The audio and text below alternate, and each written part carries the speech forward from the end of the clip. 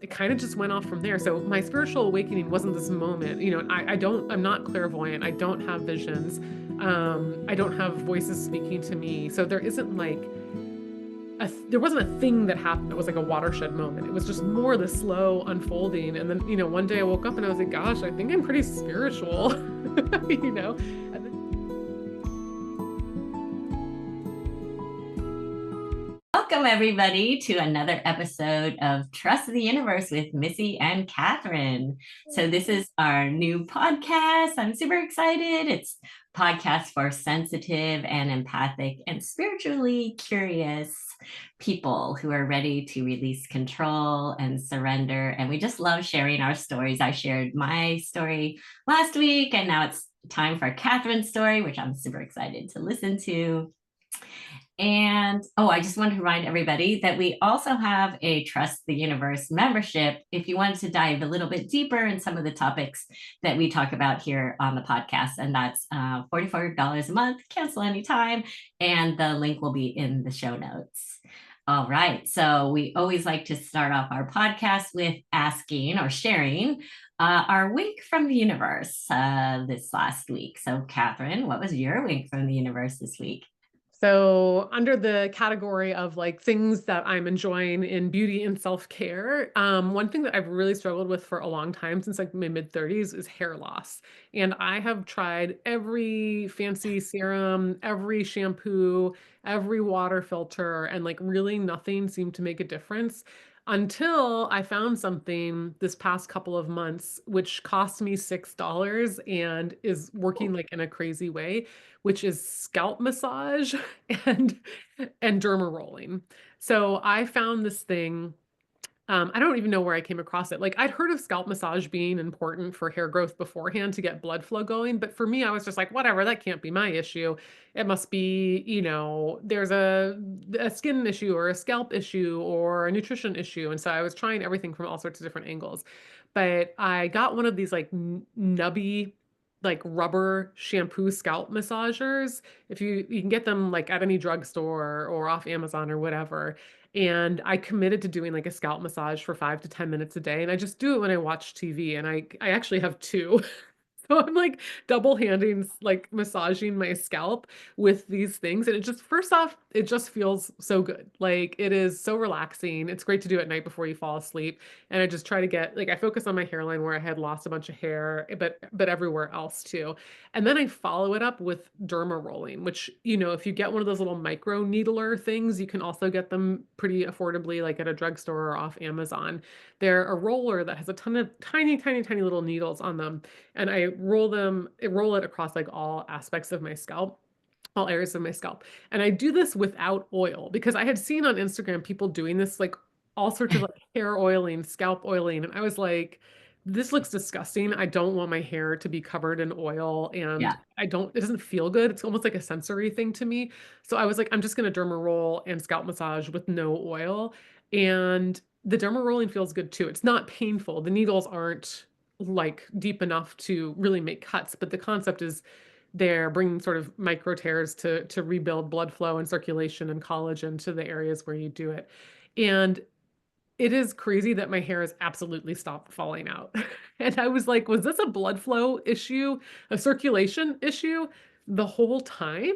And it's not just stopped falling out. I can see, you can't see it on camera right now, but if I could get closer, you would just see like little sprouts coming back. And I was like, this was the thing. Like, I tried everything, universe. Like, why did it take, 10 years of me navigating this path? And it's different for everybody. Hair loss has so many different root causes, but apparently for me, it was like scalp massage. So my wink from the universe, like magical thing this week is just one of those little like nubby scalp massager things and just rubbing it across your head. Oh my gosh. Okay, I'm laughing because I wish everyone could see my face. It's like every time Catherine shares a wink from the universe, my mouth is like, because I totally struggle with this. I have one of those LED red light scalp Mhm. things, and I don't know, maybe it helps. I think it helps a little bit, but I'm gonna try yours too. I'm gonna try. I like everything. I also take vitamins for it. Maybe I won't have to do Oh, I've that. tried everything. I've tried the Nutrafol, the Viviscal. Yeah. I had a red light headband. And the nutrients, I'm not saying they don't work, but it felt like sometimes they would make me break out really badly, and also I was just like, I feel like, is my liver able to process whatever is in these things? Like, this feels really intense. I don't actually know what's in these vitamins. I feel a little Yeah. concerned about them. And, I've tried fancy shampoos, but, I knew at some level it was like a root cause internal thing. There's plenty of other things I think have helped, like eating more protein, taking an iodine supplement, I think has helped a lot. And maybe I'll go into that in future or on Instagram or Hmm. something. But the massage has been amazing. So highly recommend. I love that. What Thank about you? you. What's your wink from the universe this week? Okay, so my week from the universe is now that it's winter, even though it's not cold here. I don't know if you can see, but it's my Ember mug, which is like the best thing because I'm a weird temperature person. Like I love holding a mug of warm tea or something, or even I drink a lot of just plain hot water. And this keeps it hot. So it's on my desk every time I'm working with clients. It's always there. It's always on. Future podcasts, you'll see it. So it's called the Ember mug, is that right? Ember mug, and it just keeps. It's a mug that keeps your liquids at a certain temperature, and you could do it on your phone, like it's Bluetooth controlled, so you can like Mm. set the temperature. That's awesome. That sounds super, super cozy. Hot drinks are always so important this time of year. Yeah.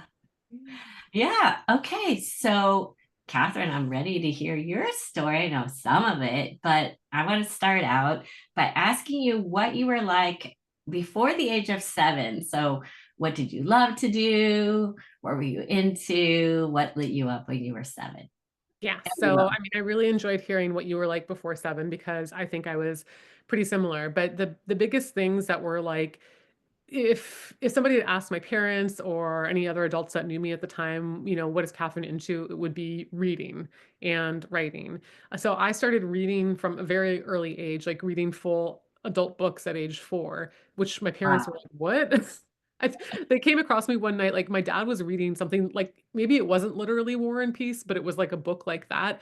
And I just picked it up from his bedstand and started reading from it. And my parents were like, "What is happening?" So Oh my I gosh. had this like gift of I've always had a gift with words, digesting them, reading them, but then also creating them. And so I wrote poetry, I wrote fiction, I wrote little guidebooks. So there was always like a really big writing element to what I was doing.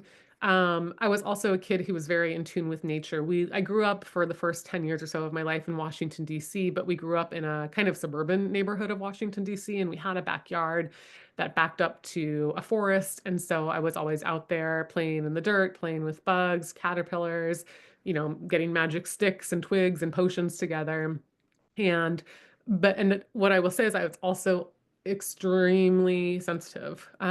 We found, I remember once a dead baby bird maybe in the backyard and I lost it and I wouldn't like be okay until we had held an entire ritual funeral for the baby bird and buried it and like ceremonialized it. And so there was this deep sensitivity, there was, just like many of my listeners, and I'm sure you too, this deep tenderness almost that I felt with the world and I didn't really know how to handle.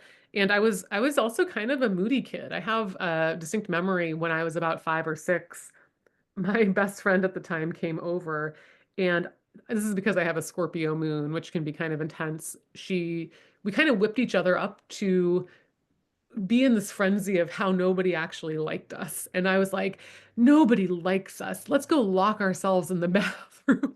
Oh my And God. so we got into the bathroom and I locked the door and I was like, we were in there and I made us cry and we were like thinking about how alone we were in the world. It was kind of not really real, but there was like something that we were expressing about feeling alone or unseen, I think, in some capacity.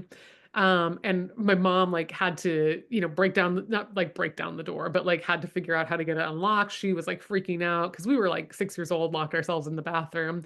So I had elements like that too, like sort of these darker sides of me that were, um, there was an intensity to me as a kid. So I would say like creative, sensitive, words, reading and writing have always been hugely important to me, imagination for sure, but also this sort of more intense part as well. Wow. Yeah, that's interesting. Just as you were saying that, it just like I kept seeing like visions of like, with witches, right? Where like what is that? The famous novel play about the witches. Oh, I don't know. Macbeth? No, it's in the colonial times here. Anyways, I like it's the just Salem reminding witch me. trials. Something about that. I'll think of it later. But it's about how the girls would whip each other up with their emotions Mm, during yes. the witch trials. So that's sort of what I was seeing there. That's Yeah. interesting. And I don't have any doubt that I have many past lives as some sort of witch. yeah, but also you being so in touch with your emotions, I think too, and like being little, not really knowing how to express, like I feel unseen. That's really Hmm. important. So, and it's interesting because all of your work now, I feel like is helping people feel seen. I mean, that is a lot of how I see you and your gentle work. So, how would you say the writing piece is really interesting, the words. What did you do with that talent or skill as you move through schooling age? I used it to succeed academically and get external validation from others. So I was a straight A student. Academics was very important in my household. I did not have a religious household. I had a good, stable household, traditional. My mom was a homemaker. I was the oldest of three. My dad was a government employee. My grandfather had been a government employee. My uncle was a government employee. So, there's very much, we lived in the DC area. And I knew from very early on that I was a good writer. That was the feedback I heard from adults. And there were some times too when I was a good creative writer. I actually wrote a lot of fiction, and schools will give out little awards here and there, and I would get awards for my writing throughout like elementary, middle, and high school. Even my fiction writing, and I don't do fiction writing now, so maybe that's something that will come back into my life. But mostly it was concentrated into academic success. I was a valedictorian. I got a scholarship to the University of Virginia, and I knew that's where I should direct my writing efforts. And I lived in the kind of family where they were like, "Oh, you're a really good writer. You should go to law school." Because lawyers need to be good writers, but and then you can make money and have a stable career as a lawyer. I was never, unfortunately, encouraged, so I never really knew it as a path to just be a writer. Like, oh, maybe you should go get an MFA, or maybe you should continue to write poetry or fiction. It was like, oh, you're a good writer, but how can it be used to create a stable job? Oh, okay, wait. So what did you major in? I was What an English major, and then I did got a master's degree in journalism. okay, that's right. So, okay, so that's interesting. Did you feel then that you had to stifle parts of yourself? So you knew you were a good writer, but you also had this emotional intensity growing up, like say up to like, college age. Were Mhm. you like hiding parts of yourself, do you think? Or were you like just hyper directed in a certain way because of conditioning? Like, which parts of yourselves did you hide? Yeah, I think I did. In high school, I mean, I grew up in a pretty emotionally repressed family, and we had a lot of stability, and we were financially stable. Like, we were pretty traditional, but my mom had breast cancer when I was 14 or 15, and and she had pretty advanced cancer. She's fine now, and it's never returned, but we just kind of like didn't talk about it. And I was like, this seems crazy, but you just think that's normal because you don't know how other families operate, and you're like, guess we don't talk about things. Like, so there was a repression of the experiences, which manifested for me in high school as I was a real mean teenager to my parents. But I was also, yeah, I sought out depth. I found the internet at age 15, and we had dial up on AOL, Yeah. 1995, 1996 or so. And I found a community for the band Radiohead. And probably most people know Radiohead, but they were a little less known back at that time in the mid 90s before their kind of seminal album, OK Computer, came out. And I joined listservs and chat rooms, and I found this outlet for intense feeling and emotion through their music and through the connection with community around their music. And I wrote on listservs and I moderated chat rooms and I created websites. And so I had that outlet there while I was like trying to do all this academic success and be like a very, good girl. I had this little like internet side where I was able to be a little more like intense and emo, which is a little bit more of my nature. But overall, high school was a challenging experience for me. I was the awkward. It wasn't that I was bullied, but I was excluded a lot. And I always felt on the edge of things. I had some friendship challenges, I had some friendship dumpings, and I never felt like I kind of nailed friendship. It just seemed like it came easily to people, and I didn't really date, like boys weren't interested in me.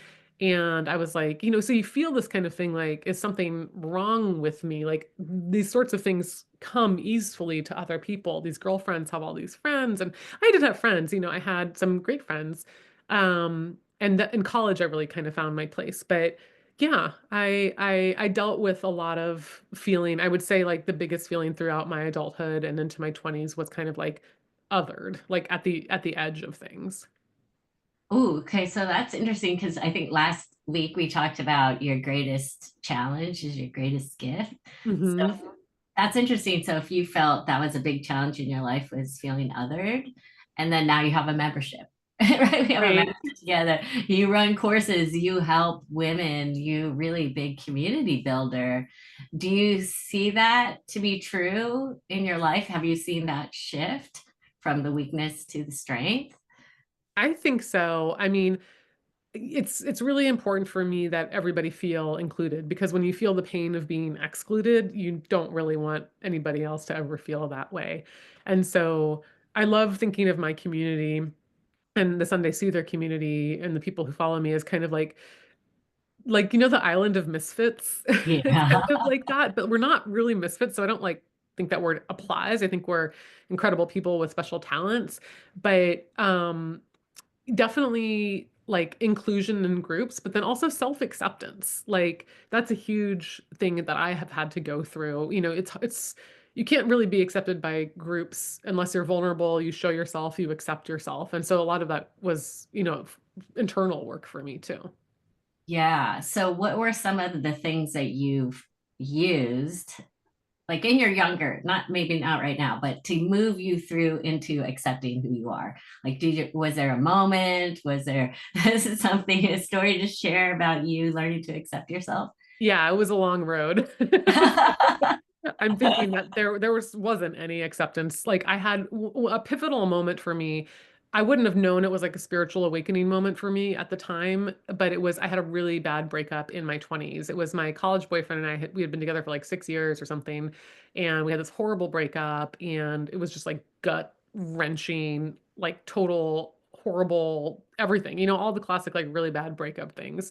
And I had so much shame around it because he left me for somebody else. And like she kind of replaced me in my friend group. And I was still trying to find my place. And so I had this thing, here I am again on the outside. And I was trying to claw my way back in.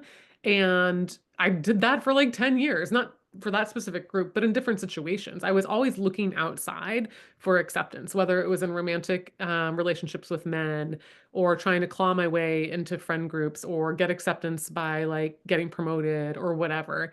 And, you just don't really know.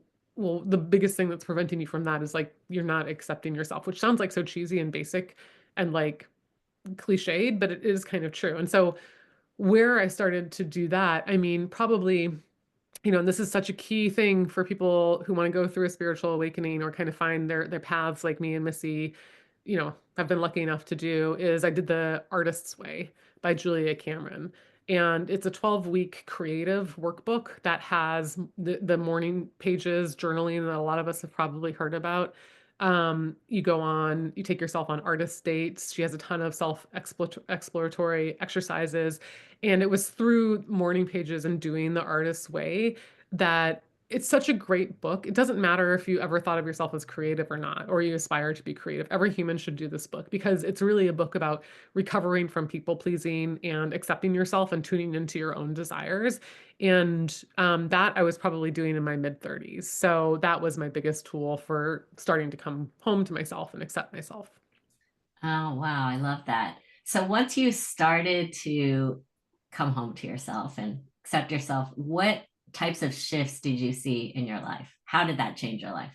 Well, I started writing again. I think a lot of the shame. So, what I forgot to mention is I basically, after my breakup, which was around 27 or so, um, I was horribly creatively blocked. I had always had blogs. I had written on the internet forever and ever.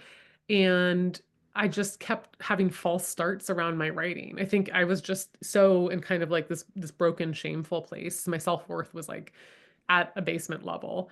And that brought me back, like doing the artist way and doing morning pages. I started the Sunday Soother, which is my newsletter, and um, that was like a rebuilding of my creative self-worth doing that through the artist's way. So there was like an element of creative recovery, which we're talking about, our spiritual awakening stories. My spiritual awakening was like very much a parallel of my creative reawakening and my creative healing too. So having the self-worth and confidence to write consistently, to start to grow an audience, um, eventually, I was in therapy for a long time, like literally 10 years from like 30 to 39 or so, 29 to 39. And I was also in group therapy, with the same therapist. So I would see her for one-on-one, and then once a week I would go and I'd be in this group of like six people. It was like half women, half men.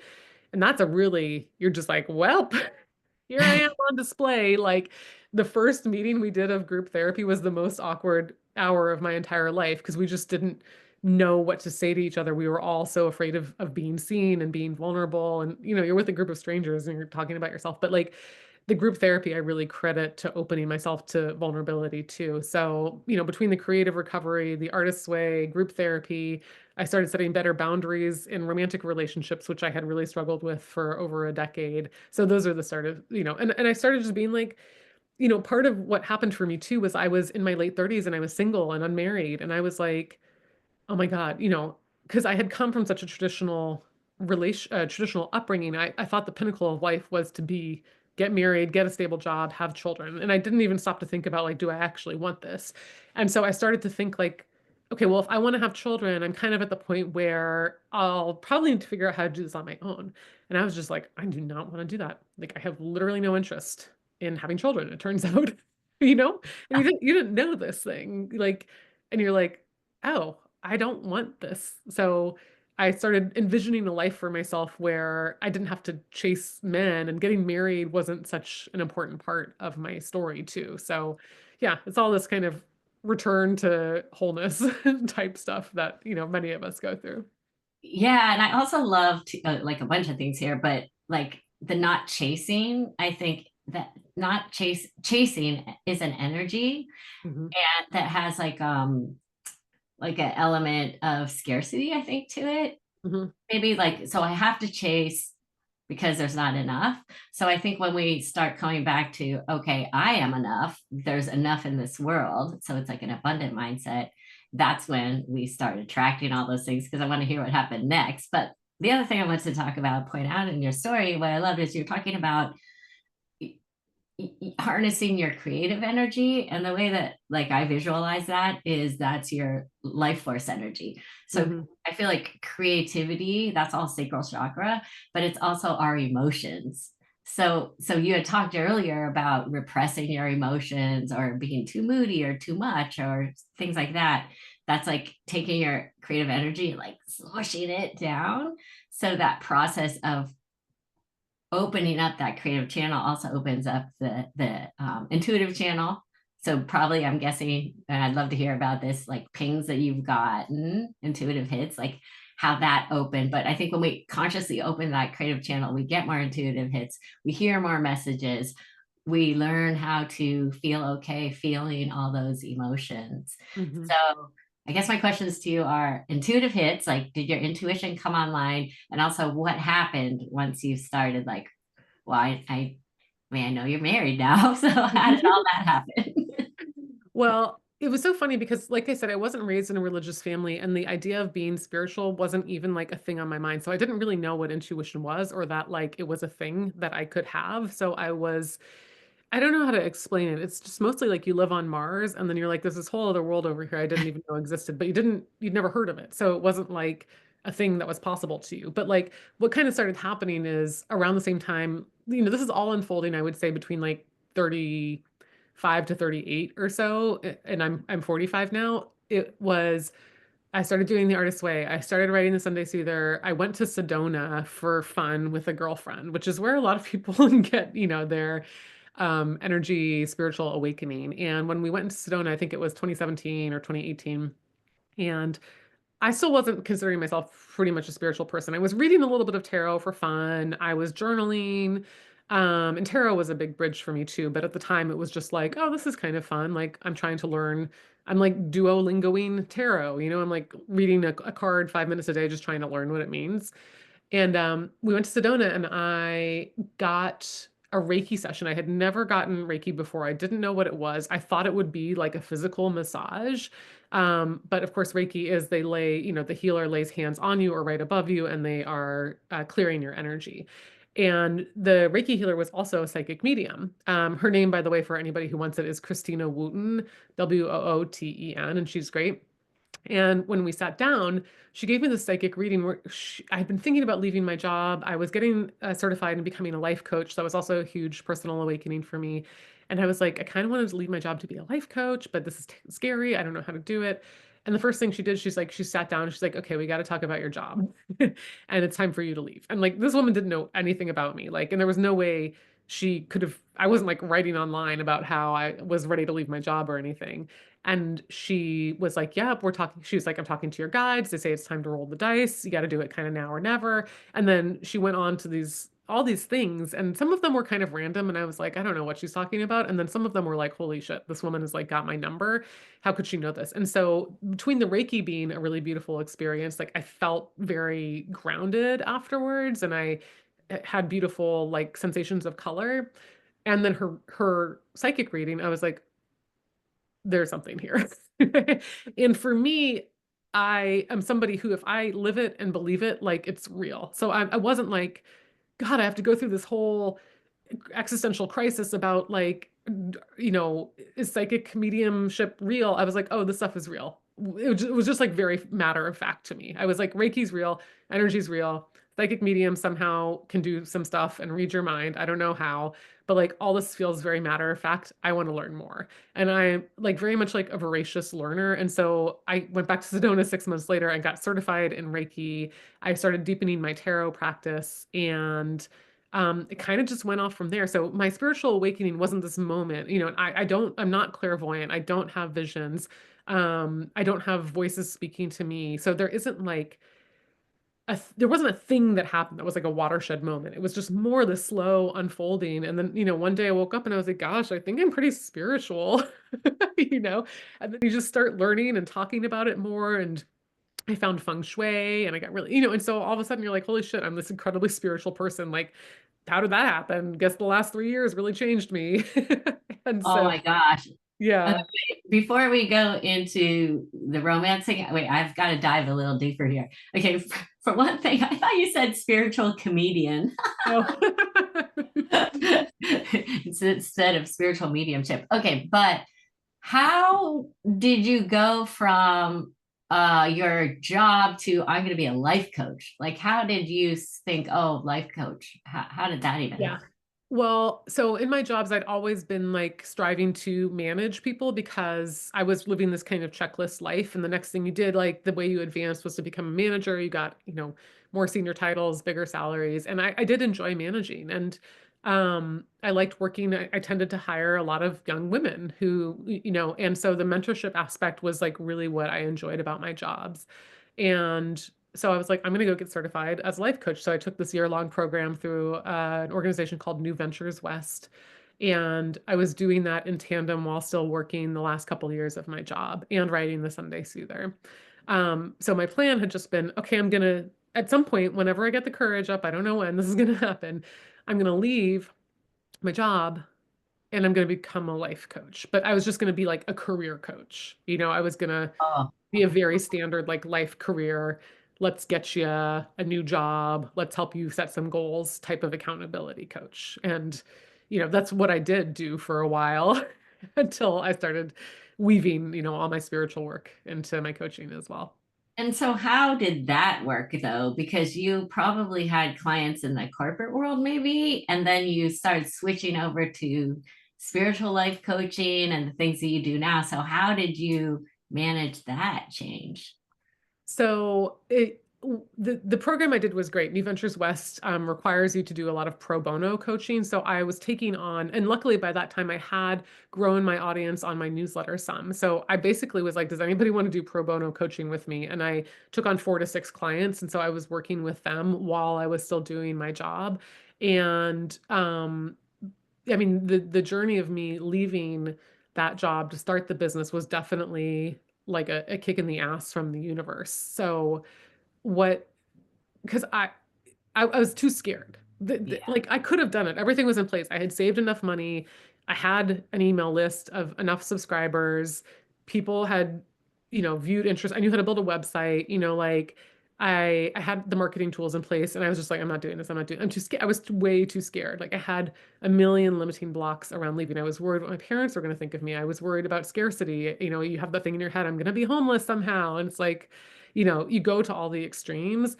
I was concerned about what people would think of me as a life coach. It felt unbearably cheesy to me to admit that's what I actually wanted to do.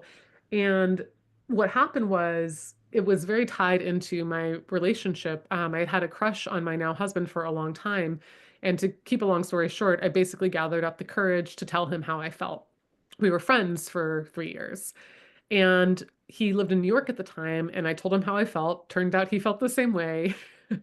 I was like, cool. And then I had to catch a train back to DC. I'm getting all these like chills, like funny, like I don't know. These are my guides are like, yeah, okay. Yeah. I mean, that whole summer, I was like, I was on fire. My nervous system was on fire, like, because I felt like I knew that what was happening, looking back now, I didn't know it in the moment.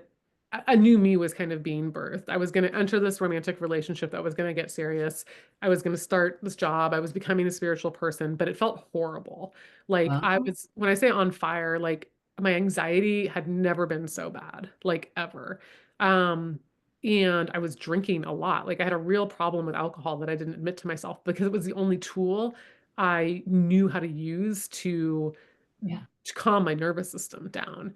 And I was smoked cigarettes. Like people don't know these things about me, like, but I was just like not a healthy person because I was so deeply anxious. And the only coping tools I had were kind of these unhealthy things. And anyways, I came back on the train and the very next morning, my boss called me in for a meeting. And I had been kind of a tenuous, I'd gotten a new boss at my last job.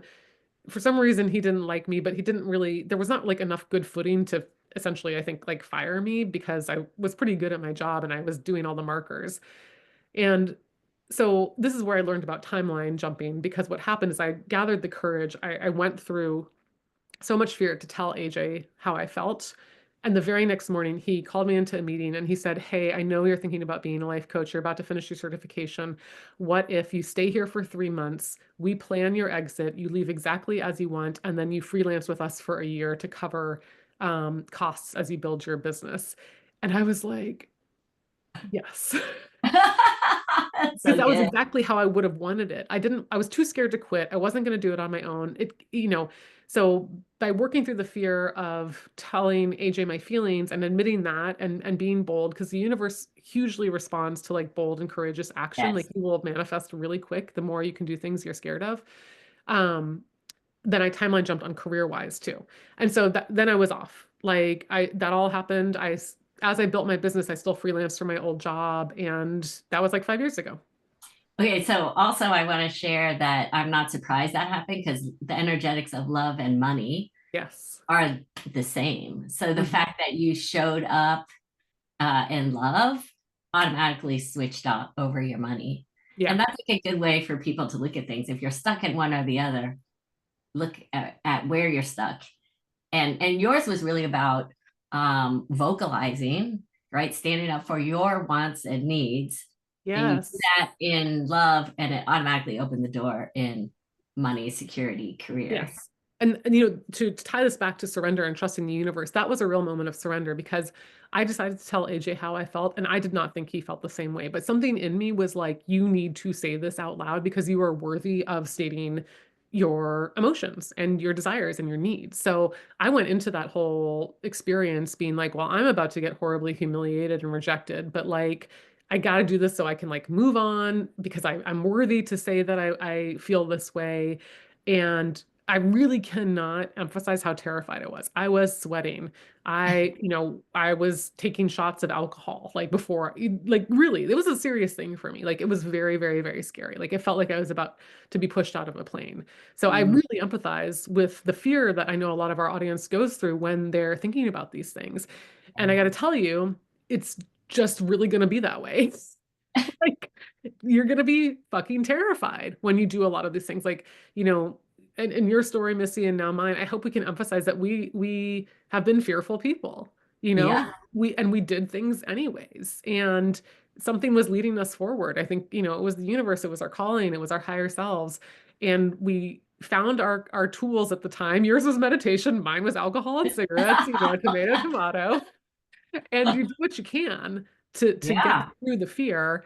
Since then I've gotten sober. I don't smoke anymore. I have a lot of healthier coping tools, but you just it's scary. Surrendering, becoming a spiritual person, quitting your job. There's just a ton of fear in it, and I just want to normalize that too. And well, a couple things.